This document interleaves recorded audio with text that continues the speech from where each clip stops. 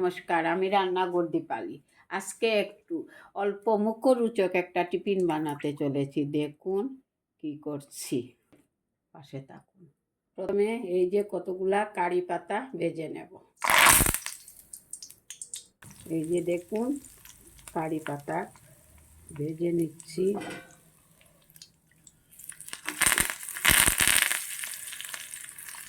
কারি পাতাগুলা ভাজা হয়ে গেছে, নামিয়ে নিচ্ছি। একটা থালের মধ্যে ওই যে হোয়াইট পেপার দিয়ে দিয়েছি তেলটা চুষার জন্য।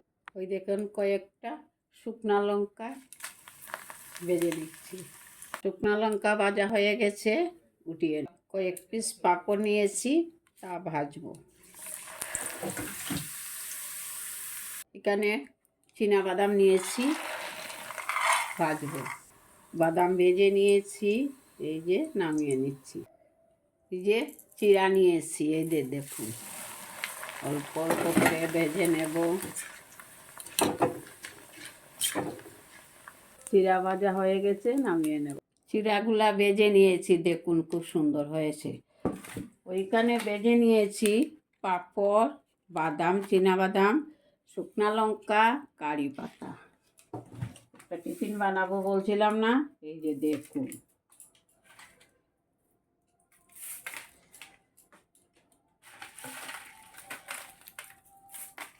পাতাগুলা ভেজে নিয়েছি।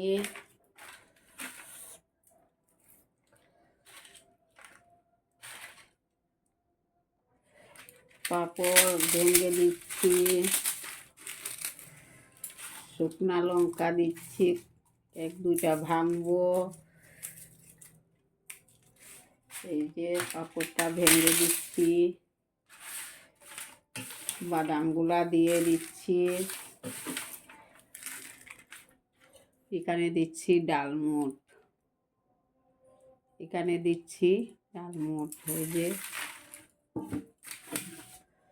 এরপরে দিচ্ছি এই যে দেখুন নুন পরিমাণ মতো।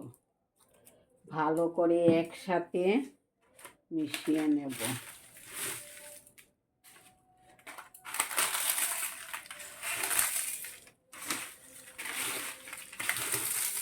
ঠান্ডা তো অল্প অল্প রয়েছে, তাই সোয়েটার গায়ে।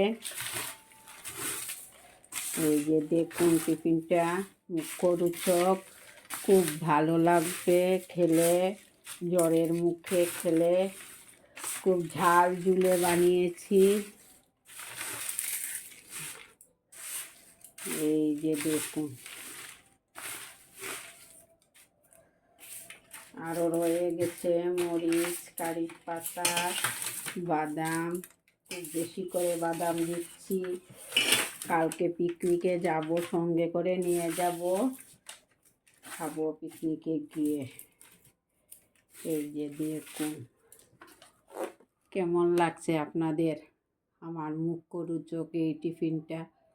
ভালো লেগে থাকলে লাইক কমেন্ট করতে একদম ভুলবেন না। আমার পাশে থাকুন, আমাকে অল্প সাহায্য করুন। এই যে আপনারা লাইক কমেন্টের আশায় আমি সব সময় থাকি।